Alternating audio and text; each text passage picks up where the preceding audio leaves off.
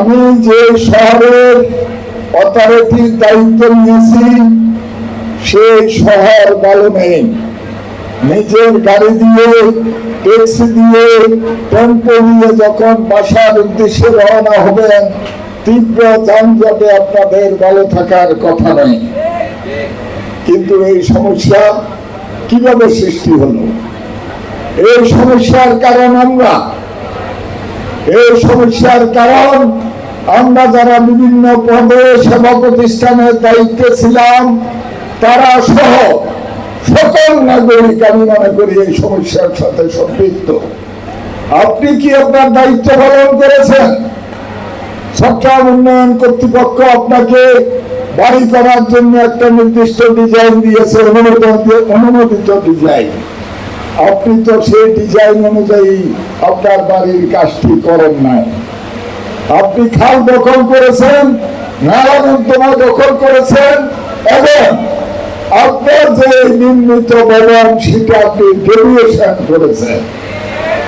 এই সমস্যার কারণে আজকে একটা নান্দনিক শহর, আজ থেকে 30 বছর আগে এই শহরকে যদি আপনি দেখেন, সুন্দর পাহাড়, সবুজ পাহাড়, সমতল, কর্ণফুলীর আঁকা বাঁকা সবুজ পানি, হালদা নদী, বঙ্গোপসাগরের মোহনা, সব মিলিয়ে একটা সুন্দর নান্দনিক শহর ছিল।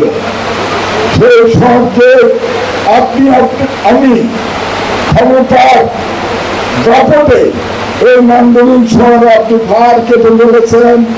আপনি মেলা নর্দমার উপর, ড্রেনের উপর ফাঁকা স্ট্রাকচার করে দেওয়া হয়েছে, যার কারণে আপনার আঙ্গিনায় যখন বৃষ্টির পানি পড়ে সেটা বেরোনো যাচ্ছে না, ড্রেন থেকে পানি খাওয়া যায় না, খালের থেকে পানি নদীতে যায় না। কেন এরকম হলো? এরকম হওয়ার কারণ হলো আমাদের মানসিকতা, আমাদের দখলদারিত্বের একটা প্রবণতা। সেখান থেকে আমাদেরকে ফিরে আসতে হবে। আপনারা যারা এখানে সবাই ডাক্তার, কেউ ডাক্তার হয়েছেন, আবার কেউ হবেন। আপনারা মুখে হাত দিয়ে বলেন, চট্টগ্রাম শহরে যে কয়েকটি হাসপাতাল আছে, কোন হাসপাতালে একমাত্র দিয়ে ছাড়া হাসপাতাল হিসেবে অনুমোদন নাই। আমি মানুষ শিশুর কথা বলি না, এটা প্রাইভেট কথা বলি। সেখানে ডাক্তারদের জন্য গাড়ির পার্কিং আছে, কিন্তু রোগীর জন্য কোনো গাড়ির পার্কিং নাই। পৃথিবীর কোথায় এই ব্যবস্থাপনা নাই। পৃথিবীর সব হাসপাতালে আগে তারা রোগীকে মূল্যায়ন করে। তাই যখনই আমি এই দায়িত্বে এসেছি, আমি দেখলাম এই কোন জায়গায় এসে পড়লাম।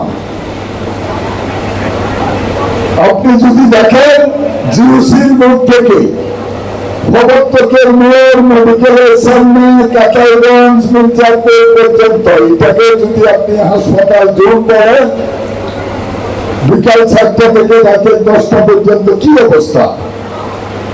আপনি সত্য শরীর মোড়ে গ্রামার স্কুল হয়েছে, সত্য আপনার গাড়ি থাকতে হবে।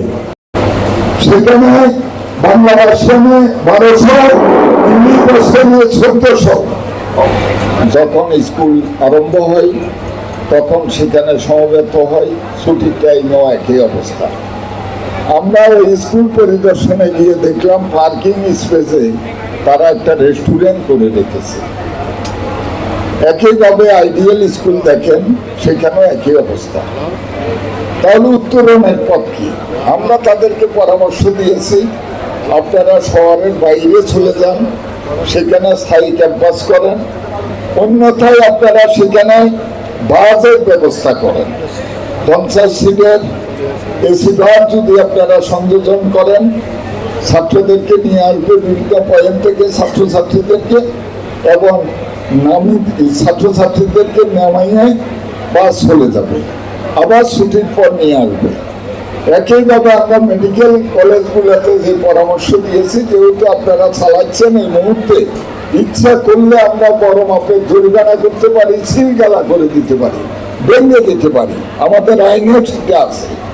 আমরা স্বীকার না করে, যেহেতু এখানে সেবার বিষয়, রোগীদের বিষয়, আমরা তাদেরকে অনুরোধ করেছি স্থায়ীভাবে যেসব ডাক্তার চেম্বার করে তাদেরকে গাড়ি নেমে দিয়ে বাসায় চলে যাবে, আবার চেম্বার যখন শেষ হবে। আর রুগীদের গাড়ির জন্য অন্তত 30-40টি তারা সেখানে পার্কিং এর ব্যবস্থা করবে।